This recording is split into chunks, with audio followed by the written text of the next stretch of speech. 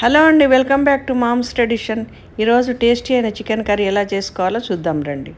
ముందుగా స్టవ్ ముట్టించుకుని కడాయి పెట్టుకోవాలండి. 2 స్పూన్ల నూనె పోసుకొని అది వేడైన తర్వాత 2 ఇలాచీలు, 2 పట్టా అంటే దాచిన చెక్క అండి, 3 లవంగాలు వేసుకోవాలి అందులో.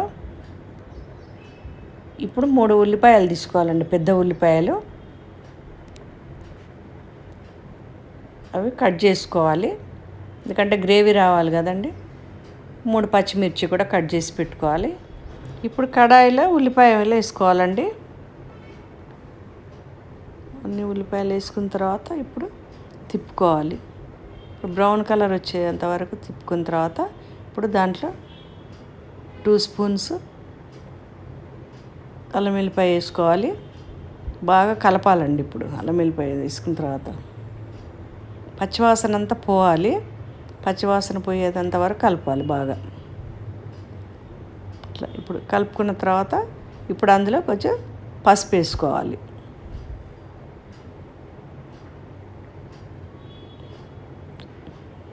పసుపు వేసుకొని మళ్ళీ తిప్పాలండి. తిప్పుకున్న తర్వాత ఇంకా చూడండి, పచ్చివాసన పోలేదు,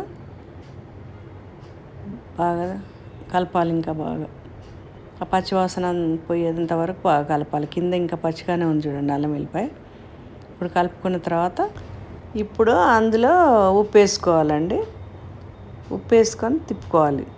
మళ్ళీ సరిపడంత ఉప్పు వేసుకోవాలి. ఒక 1 స్పూన్ నేను వేసాను. ఇప్పుడు అందులో చికెన్ వేసుకోవాలండి. ఇప్పుడు గ్రేవీ కోసం 3 స్పూన్లు కొబ్బరి, బాదాంలో ఒక 5-6, ధనియాల పొడి 2 స్పూన్లు, పట్టా, లవంగా, ఇలాచి, ఇవి కాజులు ఒక 7-8 వేసుకోవాలండి.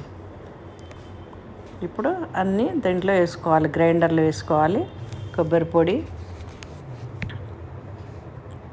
ఇంకా ఇలాచి, పట్టా, లవంగా, కాజు, బాదాము అన్నీ కలిపి వేసుకోవాలి.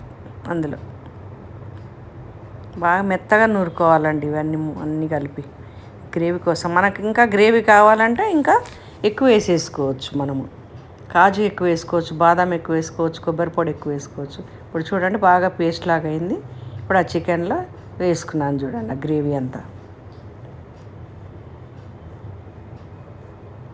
ఇప్పుడు బాగా కలుపుకోవాలి. ఇప్పుడు ఇంత చిక్కగా అవుతుంది చూడండి. ఇప్పుడు ఆ పచ్చివాసన కూడా పోవాలండి. ఆ గ్రేవీ కూడా వేసాం కాబట్టి ఆ పచ్చివాసన అంతా పోయేంత వరకు మళ్ళీ స్టవ్ మీద పెట్టుకోవాలి.